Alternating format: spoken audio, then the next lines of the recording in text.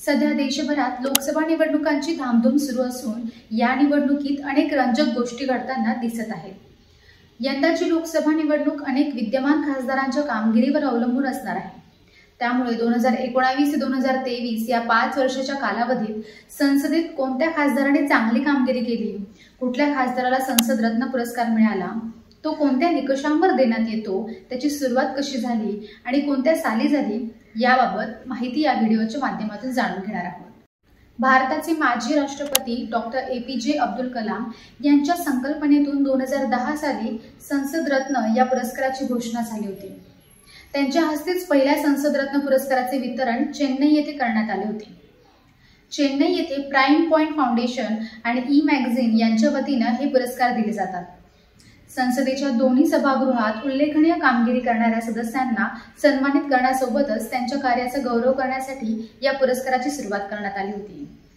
2010 सालापासून ते आतापर्यंत 90 खासदारांना हा पुरस्कार देण्यात आला आहे।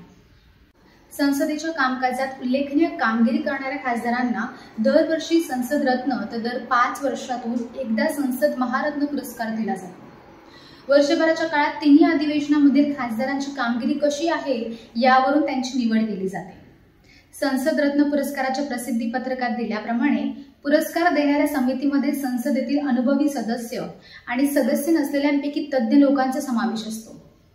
सध्या केंद्रीय मंत्री अर्जुन राम मेघवाल हे या समितीचे अध्यक्ष असून माजी मुख्य निवडणूक आयुक्त S कृष्णमूर्ती सह अध्यक्ष आहेत। संसदेतील खासगी विधेयक, चर्चेतील सहभाग आदींमध्ये खासदारांचा सहभाग किती होता या बाबी हा पुरस्कार देताना तपासल्या जातात।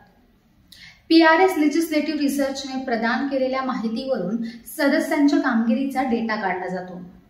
यातील संसद रत्न पुरस्कार हे खासदारांना चेन्नई येथील प्राइम पॉइंट फाउंडेशन आणि ई-मॅगझिन यांच्या वतीने दिले जात असून ते सरकारतर्फे दिले जात नाहीत।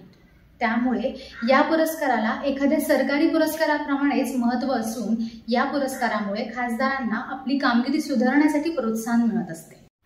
महाराष्ट्रातून राष्ट्रवादी काँग्रेसच्या खासदार सुप्रिया सुळे यांना सलग 7 वेळा संसद विशिष्ट रत्न पुरस्कार देण्यात आला आहे। याआधी 16व्या लोकसभेतील कामगिरीसाठीही सुप्रिया सुळे यांना सन्मानित करण्यात आले होते। 2023 साली खासदार सुळे यांना संसद महारत्न पुरस्काराने सन्मानित करण्यात आले होते। तर 17व्या लोकसभेतील कामगिरीचा गौरव म्हणून कल्याणचे खासदार डॉक्टर श्रीकांत शिंदे हे लोकसभेतील सर्वोत्कृष्ट कामगिरी असलेल्या 5 सदस्यांपैकी एक ठरले होते। 2019 ते 2023 या कार्यकाळात डॉक्टर श्रीकांत शिंदे यांनी संसदेत 556 प्रश्न उपस्थित केले होते। शिंदे यांच्याशिवाय भाजपचे सुकांत मुजुमदार, सुधीर गुप्ता, राष्ट्रवादीचे अमोल कोल्हे आणि काँग्रेसचे कुलदीप राय शर्मा यांना देखील 17 फेब्रुवारीला संसद रत्न पुरस्काराने गौरवण्यात आले आहे। तर असेच नवीन आणि ताजे व्हिडिओज पाहण्यासाठी देशदूतच्या सोशल मीडिया प्लॅटफॉर्मला लाईक करा, शेअर करा आणि सबस्क्राईब करा।